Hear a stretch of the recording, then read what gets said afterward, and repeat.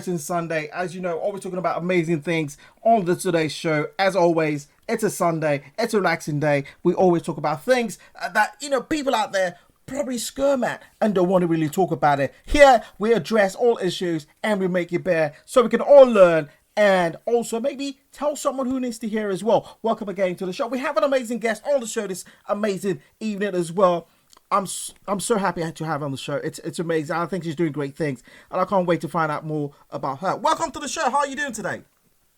I'm very well, thank you. How are you? Oh my gosh, she's going to ask me how I'm doing. I'm super excited. I'm ecstatic. I'm super duper amazing to have you on the show. Sorry, I can't answer the question quite easily like that. I have to elaborate on how Double 9 feels. But again, welcome to Double 9 Radio. It's amazing to have you on the show.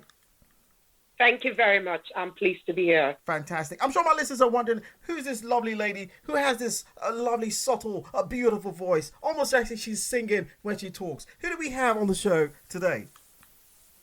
You've got SolumKolia Obi-Anazodo on the show with you today. I told you, ladies and gentlemen, she sounds like she's singing, innit? She's got this angelic voice as well. Welcome to the show. I'm so happy to have you on the show.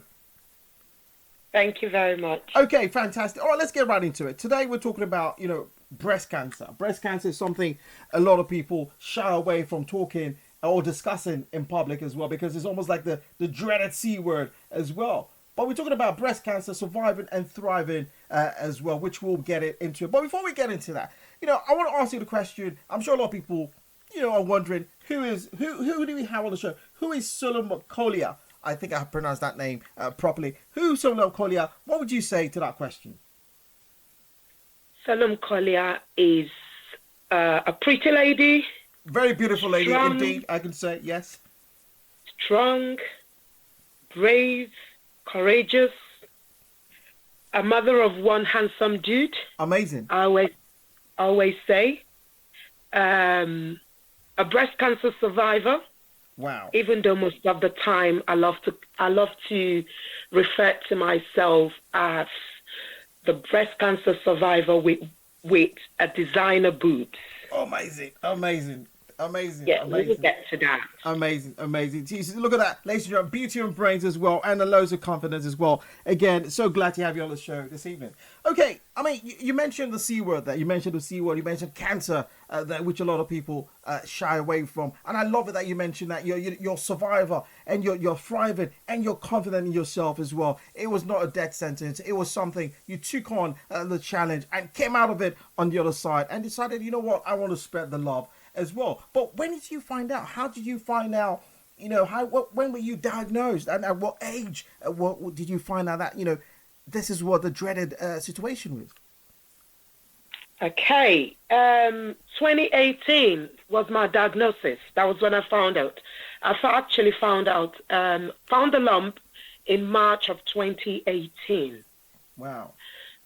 Yeah, March of 2018. However, I did not do anything, because I was more interested in my holiday that was coming up. I thought it wasn't nothing, and I went away on my holiday.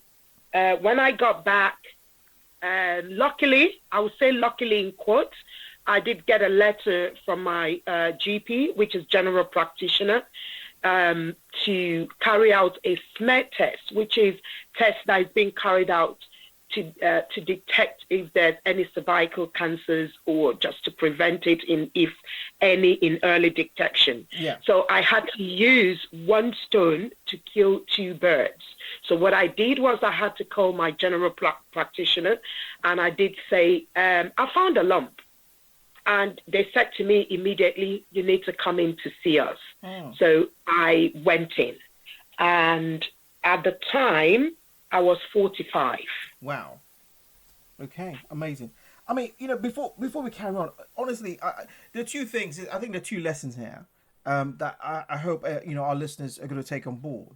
Firstly, you mentioned you found a lump, which means you're someone who takes the necessary steps in checking your body at some occasions, or that breast cancer, that breast check that's always been advertised. If I'm correct in saying so. Absolutely. Fantastic. So that's one lesson. But the other lesson was you kind of, don't put it away. Don't say, you know what, I'm going to check it later, because sometimes you could forget. But, fortunately, you received a letter from your GP who says, you know what, come in for a smear test. But then at that point, decided to voice out kind of thing. But, I mean, before we carry on, how important is it for women to check their breast regularly? It's very, very, very important. It's actually very vital that women check their breasts regularly. It would be advised that you do that once a month after, if you're a woman, once a month after your cycle, which is between 7 and day 10 after your menstrual cycle, you should actually check yourself.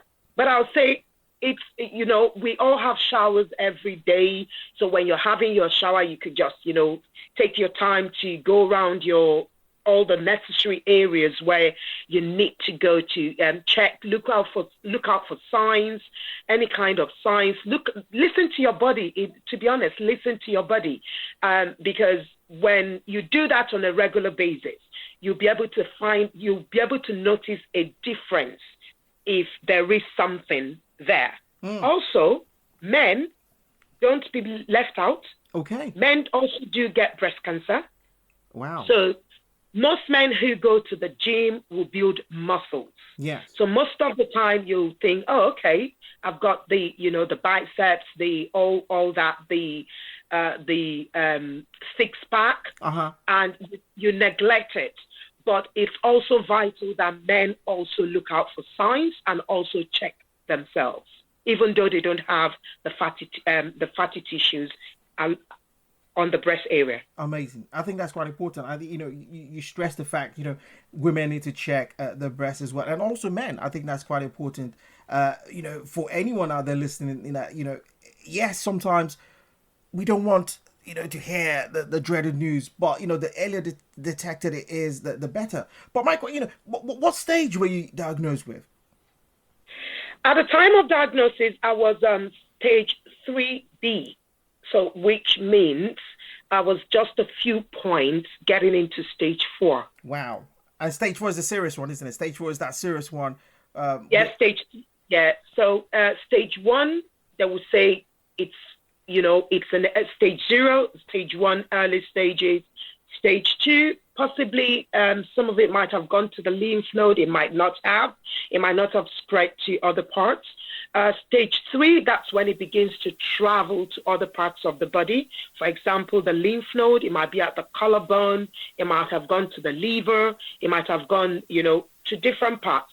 Then stage 4 is when it has metastasized to other parts of your body, your liver, your kidney, your brain, wherever they detect it. But that was the case. That was my case at the time. It was a stage 3B, and it had gone to part of my lymph nodes. Amazing. I mean, when you got that news, talk us through the emotions. How did you feel when that news came upon yourself? Okay. Emotional. Yes. So when I got to the doctor, because the first thing is you get referred, you get the mammogram, you get the biopsy done, and the biopsy would be able to at that time you're not dealing with your GP, which is the general practitioner. You're now dealing with the professionals, the oncology team. So at that time, the oncology doctor would have to interpret, the results will have to be interpreted. So got in. Went with a friend, got in from work. To be honest, I wasn't thinking of cancer. Was the least of what I was thinking about, and it was never on my radar at all. So I got in. The doctor said, "Oh, sit down." I sat down, and he was looking straight to his computer. And for me, I didn't take it. I took it, oh, that's the doctor's work. He's just keeping a straight face. Yeah. He's just doing his work. And he went round and round in circles. And at the end of the day, he just said, just the long and short story of it is you've got breast cancer. Wow. At that time, I broke down. If he was saying any other thing, my brain was already shot. Yes. The only person I could think about at that time was my son. Wow. He was the only person I could think about. At that time, tears started rolling down, all the emotions started flowing. My mind started running helter-skelter, different places. And, you start remembering those that have died and those that haven't died. And all that. So it was just a roll of emotional roller coaster for me. Wow. I mean, I can't say it's something that you could ever imagine, because at that point in time you have different emotions flowing through your mind, because you mentioned that you thought about the most precious thing to you, which was your amazing son. That, like, oh my gosh, this is it. And I think a lot of people feel that way if they receive any kind of devastating news like that. But the question is, did you have a support network at that point in time when that news was broken to you? Okay. Yes and no. So I'm saying yes because I had a few, yes, because I limited the number of people that were aware of what was going on, simply because I didn't want any negative force around me. I needed to put my mind together. How am I going to fight this bastard called cancer? I needed to be focused, and I didn't need people coming to ask me, oh, so what stage is it? What did the doctor say? Oh, are they saying you're going to survive? Oh, are they saying this? Yeah. I didn't want that at all. Yeah. So I had to shut off the people I told. I had just very limited people. Then the limited people included just my sister and my uncle, who I'm quite close to, and it was for obvious reasons. I didn't let the rest of my family member know because they worried too much. I didn't want phone calls every single day. My parents were not aware. My brothers weren't aware. My sisters-in-law weren't aware. No one was aware at all. So it was just between me, my sister, my uncle, and then my few church community people that were aware of it. And I plodded along with the journey. And not until, the whole process before I broke the news to them. Wow. Amazing.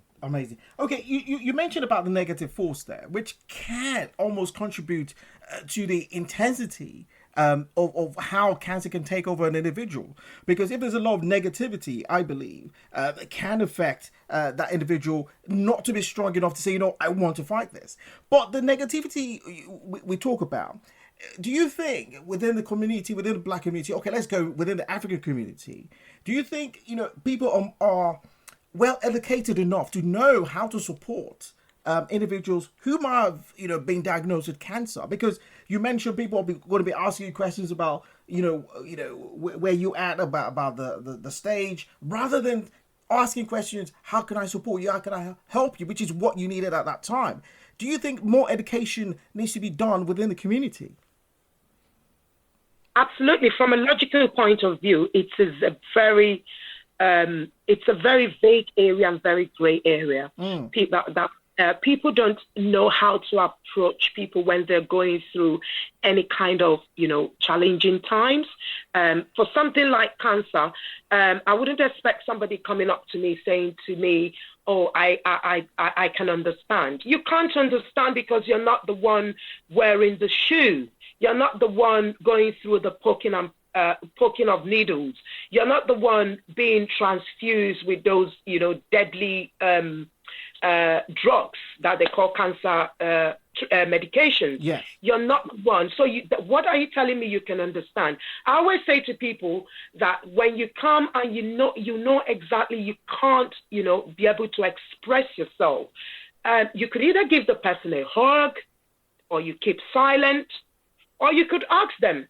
You could help them come clean their house. You could help them come do the cooking. Yeah. If they've got young children, you could, volunteer to take the children out, to the park or to cinema, just to, give the patient time to, to recuperate. Yes. And focus more, rather than coming with questions at the time of going through this journey. The least thing you would be expecting is too many questions, to be honest, because you're already being filled with so many information. Yes. From your oncology team. Too many information, too many negative information, and again you're trying to digest the information you've got, with what you're going through, with how am I going to handle this, and it's all a whole lot of things going on at the same time. Of course. It's a lot of information, as you mentioned as well. And also the emotional stress and emotional, trauma you have to deal with as well. Knowing about, the treatment you have to go through, your loved ones, and also even yourself, trying to maintain that mental state as well. I mean, you mentioned about the treatment, just a minute ago about the injections and all that. I mean, how was the treatment process like? Was it quite intense? Was it a hard thing to take on at that time? Yes, it was. So I would say to you, when the doctor broke the news to me, the first thing I said to him is, I need the breast cut off. Wow. That was all that could come to my mind. And I said it spontaneously. And the doctor was like, oh, no, we could do this, we could do that. And the question I asked him, do I have a say in my treatment? He said, oh, yes, you've got the final say. And I said to him at that point, my final say is I want the breast chopped off. And that was all I said. Whether at that time, obviously, the adrenaline in my body, in my head, was thinking too fast, thinking, okay, if I don't cut off the breast, I possibly would die, and all sorts, So that was my first instinct. And I now, when he said, okay, we'll go with what you want, and they talked me through what the procedures will be. I went through what is called a mastectomy, which is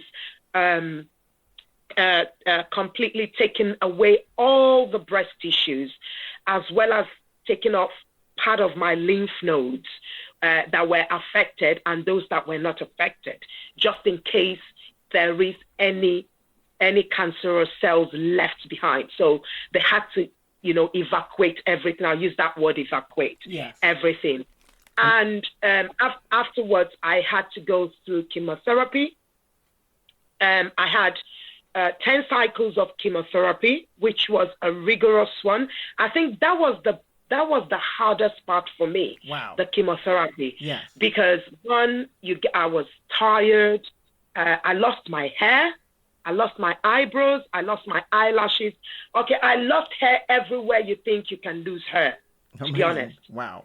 So that was the hardest part. But I didn't allow it to affect me. I never allowed it to affect me because whilst I was going through chemotherapy, I was still going to work. So wow. I go for my treatment after I showed into the office. And my boss was like, are you sure you're okay to be here? And I said, yes, I am. And the reason for me personally, I did not want anything to affect my mental health, because mental health is a huge effect during cancer journey. Yes. Yes. And I didn't want anything to affect my mental health. I wanted to be seeing people, communicating with people like life goes on as normal, regardless of going through this, this dreadful journey. Yeah. Yes. So I went through chemotherapy. Maybe 2 days after the chemo, I'll be tired. I stay indoors. Afterwards, I shoot out again to work. And by the time you know it, you're down again to your next cycle. And I remember during during my sixth cycle, I remember very well, I had a blood clot. Wow. So my chemo, the treatment had to stop. And it was just simply because there was one of the drug, because it was done by my arm. I refused to use the port, the treatment port, because I've heard so many things about infection, this, infection, that. Because once it's inserted, it's not taken out until 12 weeks after your treatment. So you have it on whilst you're going through treatment, and you still have it on 3 months after your treatment. So you have this, foreign body hanging around your neck. And so I refused to use it. But at some point after the blood clot, I went in for my chemo treatment. I noticed that the side was dark. So that raised an alarm. My doctor raised an alarm and stopped all treatment. I was rushed immediately to do a scan, and they found that I had a blood clot, which if it wasn't found, to be honest, it would have been a different story by now. Wow. So the chemo was stopped, and I was placed on a blood thinning injection, which I started giving to myself. And at that point, my son was like, "Oh, Mom, can I do it for you?" And I was like, "Oh, yeah." Amazing. And so we alternated. I do it today, he does it the next day. So it was, the chemo was the hardest part for me, even though I didn't want to think about it. Then after the chemo, I went through radiotherapy. I went through a whole month of radiotherapy, and I was going every single day. Amazing. And every single day I did radio, and after radio, and that was it. Went through the scan, so they checked and everything, and they decided I'll have to be on a hormonal medication for 10 years. Amazing. You know what? I must commend you on something. I think you're remarkable in the way you've, faced this and conquered this horrible disease. Because firstly, it sounded like you did a bit of research as well. You had the mental capacity to do a bit of research. You ensured that your mental health was in check. And also, you wanted to live a normal life regardless of whatever situation it was. But, the question would be, what was your biggest self-discovery or revelation after you were diagnosed? The biggest one was that I needed to figure out what my new life was going to be. Where you're losing a part of your body. When you look at yourself in the mirror, what do you see? But the thing is, when I thought, okay, you're still the same person. It's just you lost your hair, you didn't lose your head. You lost a part of your body, it's still there. And I thought, one day I sat down and I thought to myself, okay, if, for example, I say I'm not going to do this, and God forbid, I pass on, the same body part is going to be put in the ground.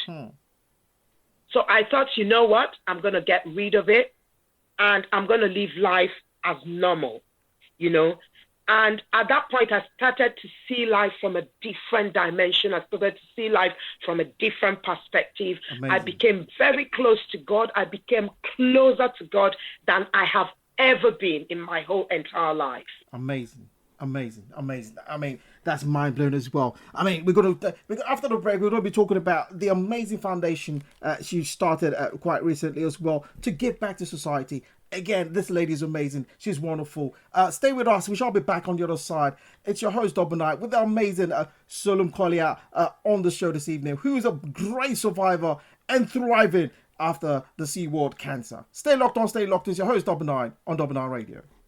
Ladies and gentlemen, welcome back. It's Double9 Radio. Yes, we know who we are. We work in the Lord and we give him all praise as well. I think Solia could not have said it any better as well. Solia, welcome back to the show.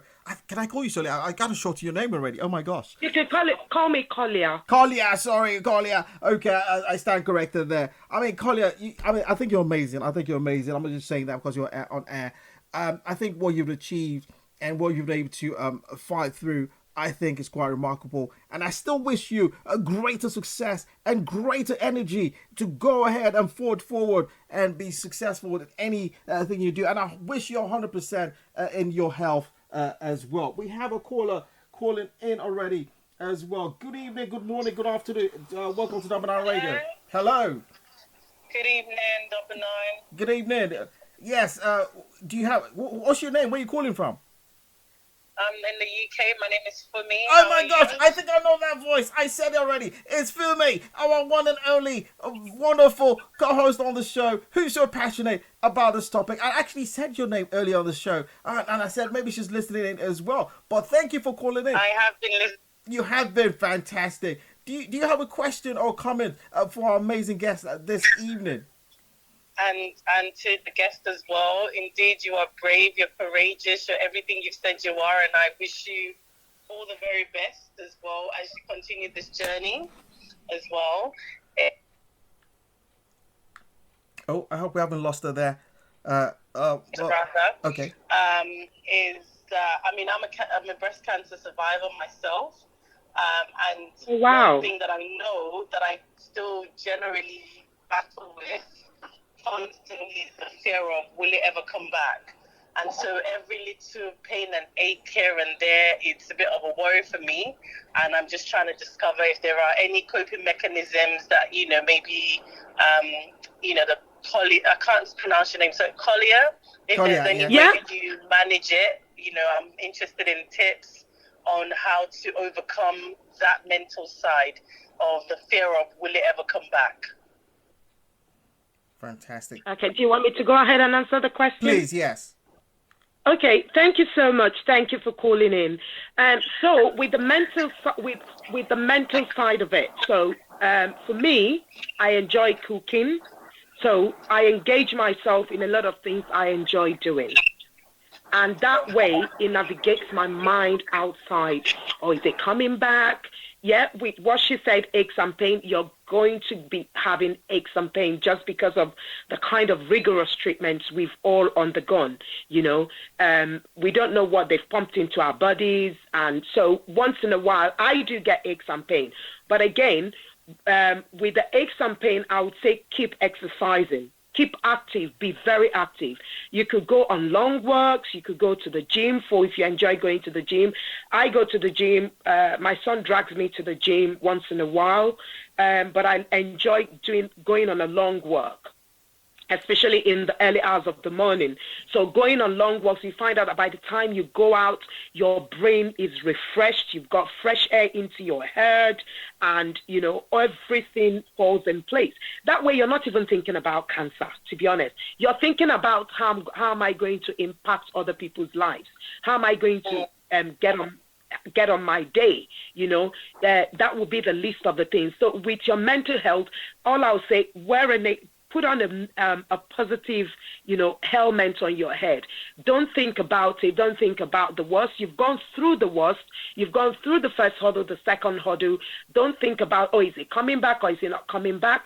Keep your mind focused on, leaving. Keep your mind focused on staying strong. Keep your mind very positive. And again, I'll say you must get your nutrition right during and after cancer treatment. So eating the right things just to keep your mind sane. Most of the time they'll tell you don't eat this, don't eat that. You can. I did have to speak to a nutritionist who said you can eat everything, but you must eat in moderation. But there are certain food for example, sugar, it's a no-no, fizzy drinks and all that, just to cut them off.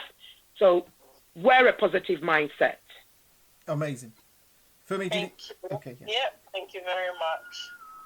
Fantastic. Thank you for calling in for me. It's always a pleasure to have your voice on the radio and keep enjoying that experience Sunday. Speak to you soon. And can I just say to her? Oh, wait, hold on. Carry on. Oh, yeah. Can I just say to you, the new you is a lot stronger than your previous you. So stay focused. Amazing. Amazing. Thank you again for me. Speak to you soon. Bye. Wow, that's wonderful advice there, I would say. That's quite remarkable. Thank you for that as well. And anyone listening out there, you can call in, as I mentioned as well. The show is always interactive on 074 956 36899. You can call me direct or call me via WhatsApp as well. If you're calling from out of the UK, all you need to do is add +4474 956 36899. Yeah, so let's talk about, I'm blown away. I'm ecstatic. I'm happy. I'm so pleased to have you on the show this amazing evening. I'm hoping we are also impacting a lot of our listeners out there as well. You're doing that already. You created this amazing foundation with this SolumKolia Breast Cancer Foundation. Tell us about that. How long has that been in existence? Why did you decide to create that foundation? Okay. After my treatment, I had a personal Instagram page, which I now thought, okay, I've gone through this. Do I want to keep quiet about it? I said to myself, no, because if I keep quiet about it, how many other people are going to keep quiet about that? So I had to convert my personal Instagram page to my advocacy page. That's what I call it. So then the acronym KISS came into mind. I was having a conversation with a friend, and I said to her, going through my journey, I wanted something that would, elevate people's life, give people hope, love, encouragement. And I said to her, she said to me, KISS. And I thought, okay, KISS. What does KISS mean? It simply means keep it sleek and survive. And I had to run with that. So I was doing the advocacy, talking to people, people reach out to me on Instagram. Oh, you've gone through this. Can you share your experience with me? I'm going through this. Don't forget that everybody's journey is different. Yes. We might all have been diagnosed with breast cancer, but the journeys are different. So we all come out to share our experiences. We all come out to share our journey. So as a result of that, I thought, okay, I want to do more. I want to reach out to more people. By and large, by the side, I was reaching out to people. People would call, oh, we don't have money to go for a mammogram. Out of pocket, I would, sponsor that, give into that. So I thought, okay, I need to do a bit more.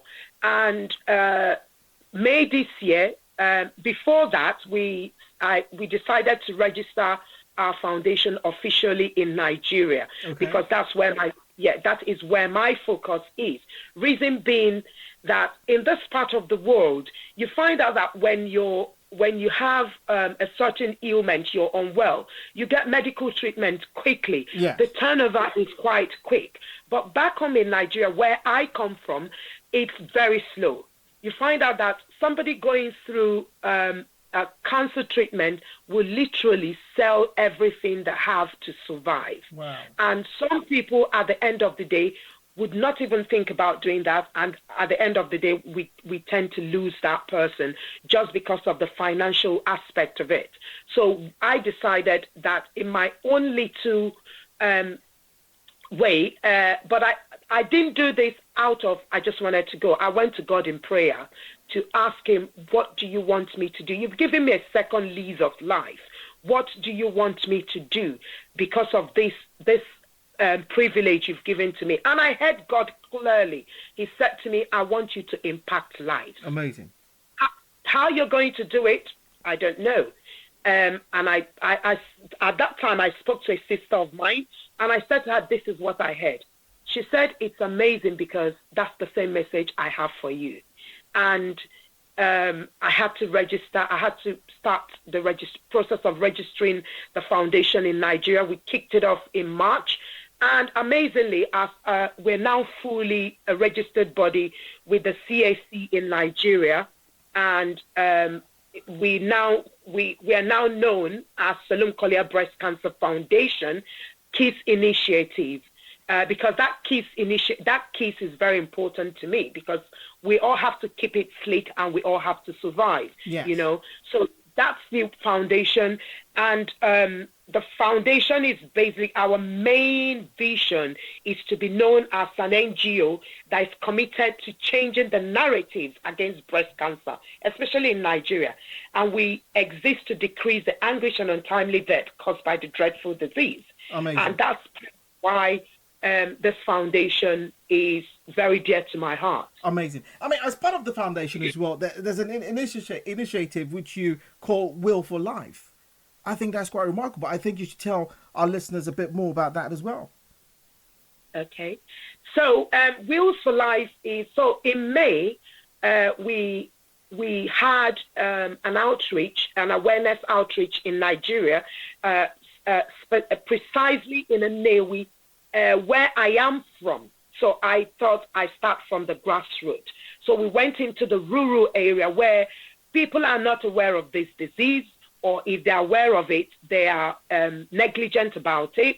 If they're aware of it, I don't know if you've heard the acronym, It's Not My Portion syndrome. Yeah. A lot of African, it's almost very common within the African community, especially the Nigerian community, if I must say so myself. But yes, I do understand. I've heard that quite a number of times. But please do carry on. Yeah, so we went into the remote area to create this awareness, where we offered free breast cancer screening. We offered, as part of the package, we offered free other health checks, which included your blood sugar test, your blood pressure test, and we created the awareness. We invited speakers like the former Commissioner for Health, who is also an oncologist, to come and speak to the women. We demonstrated how they could check the blood sugars. The boobies. Explain to them what they should be looking out for. Right. And to be honest, as a result of it, we had 2 great testimonies come out of it. A lady who came on, found a lump, which she never thought would have done something about it. Wow. And went for a check, and luckily it was benign, so it wasn't cancerous. But eventually she was advised to take the lump out. And, with the awareness, there were people that thought, okay, I had a student who thought that cancer is contagious. Oh my gosh! Wow. Okay. Yeah, she stayed quite a distance. So at the time, she came up to me and said, "Oh, thank you for explaining this." At the time, when I was coming, I didn't know what to expect. But when I saw you, I wanted to stay far away so I don't catch the disease. And I was like, "Oh, wow." So she thought, okay, that cancer was contagious. So I had to educate her. So I found it's more about educating people. Then the Wheels for Life project was launched in September. So this is basically where Wheels for Life, it has different, we've encompassed it as Wheels for Life, but we've got different projects under it. Okay. So one of the projects would be where we will be distributing chemotherapy care package to patients who are currently undergoing chemotherapy in Nigeria. And we will be doing that at the Lagos University Teaching Hospital in Lagos and at the National Hospital, Abuja. So we're aiming to be able to meet up to distribute this package to 500 patients. Amazing. On both fronts. In December 13th and the 16th of December are the dates. And this, the aim for it is just to let the people going through this disease, because over here where I live in the UK, when you go for chemotherapy, you're very comfortable because it's a very rigorous treatment. You're very comfortable. In Nigeria, people sit on stools to go through chemo. Wow. Yeah, because that's basically what they can afford. They don't wear socks. When you're going through chemo, you're feeling cold. You're cold. So we're providing things like socks, lip balms, hand sanitizers, nose masks. We're looking shawls. That's part of the things that will be in the chemo treatment, the chemo pack. And at the same time, we're hoping to sponsor three patients on each side, to be able to stand with them and say to them, this is just a token from us to you to support you in your journey whilst you go through chemotherapy treatment. Because chemo in Nigeria, the minimum chemo payment for a cycle it ranges from between 120,000 naira to as much as 400,000, to be honest with you. So It depends on the kind of cocktail you're being given. So that's why we decided we're going to go for it.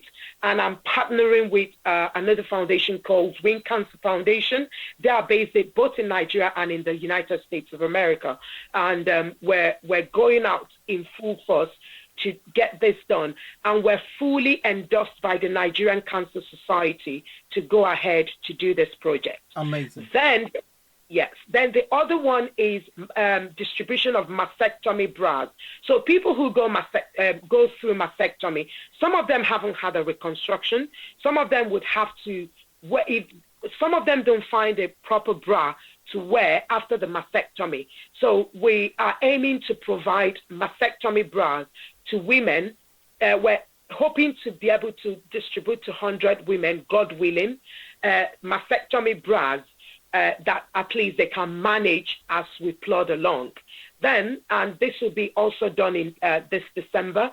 And our last one of just to round up the year would be another outreach in Anambra State, where we will be, creating awareness, free breast screening during December period. We'll be distributing bags of rice and oil because it's Christmas period. We're doing it just at the nick of Christmas. Yeah. So we'll be giving them something just to say, Happy Christmas. Thank you for coming to listen to us, and just be proactive about your life and your health. Amazing. I think what you're doing is quite remarkable, and it's amazing as well. Do you know what I mean? I think it's applaudable. I'm applauding you right here because I think you're doing amazing. Thinking about others, it's so easy for you to just, I'm okay now. I'm on treatment, and just forget about, anyone else. But no, you're taking upon yourself to look at individuals who might be going through the disease or recently diagnosed with the disease and supporting them, with this remarkable foundation you started.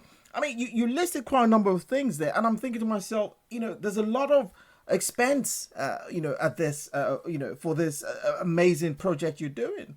I mean, if anyone wanted to support or be part of this amazing drive or amazing initiative you're doing, how can they support you, possibly financially or any other means? So to support us, people can we've got a website, which is kissinitiative.org. We've got a Cash App link there, and we've also got a PayPal account for people in the UK that want to support, because we're not we're not registered in the UK. Yeah. However, I've been raising funds. I've done this out of pocket. Wow. And family, friends have supported tremendously in getting this done. I have an amazing set of volunteers scattered all over the world. To be honest, I've got a volunteer in Kenya. I've got volunteers in Nigeria. They do amazing work to raise awareness, to create, to source for funds for it. We have people who give us 1,000 naira, ranging from 1,000 naira and above. People, most of the time we would say to people, if you're comfortable with giving us cash, we would prefer to have cash support, because it goes a long way. If, for example, we're going to support somebody who's going to go through treatment, we present them with the cash.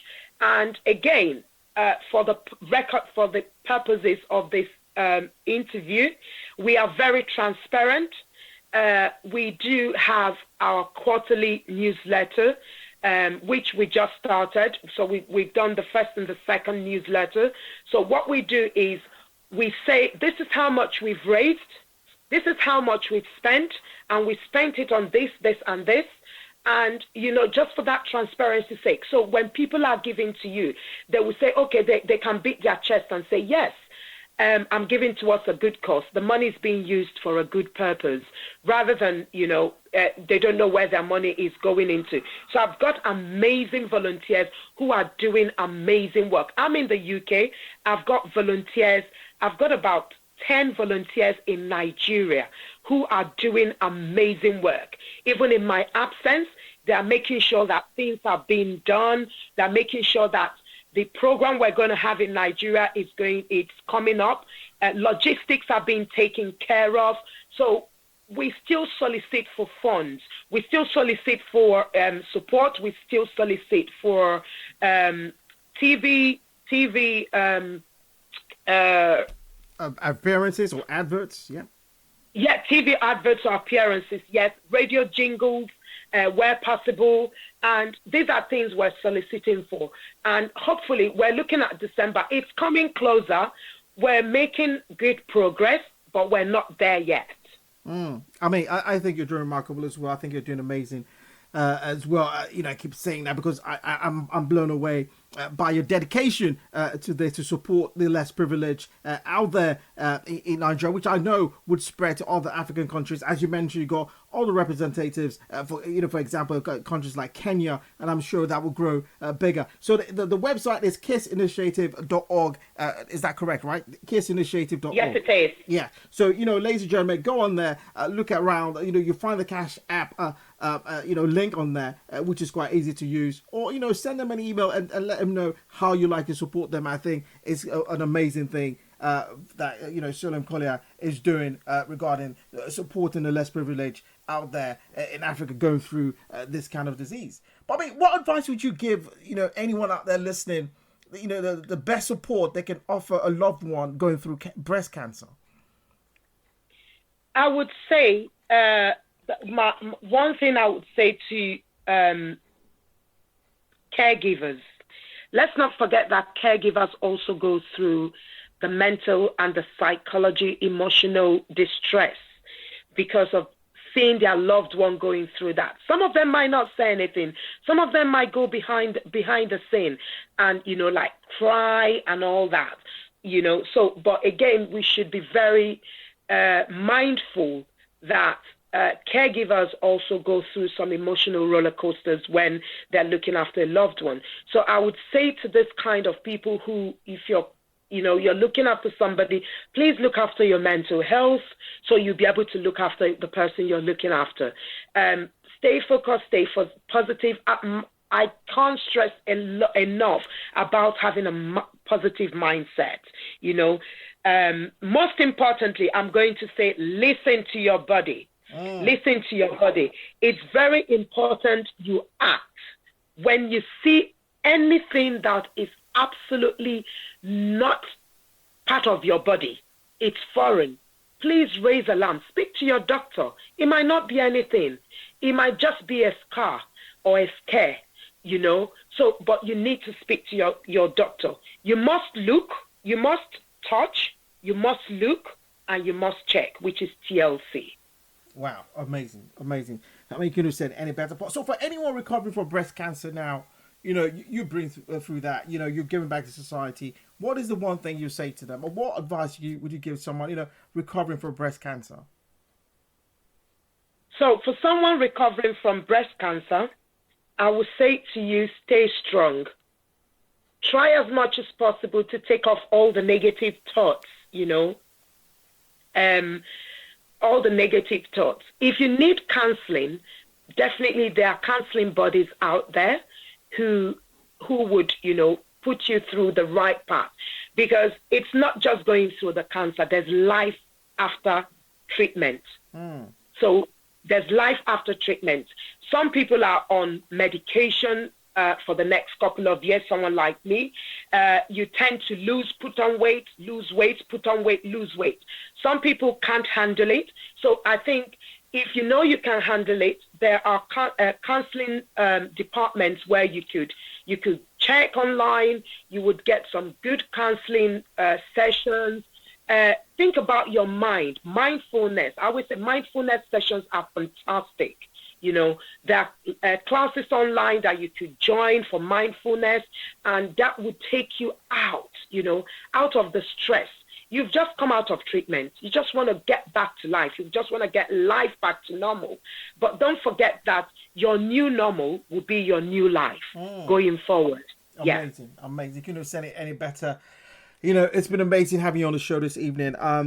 I'm so honored to have you on the show. I've learned quite a lot myself, and I hope we've been able to impact our listeners this amazing evening.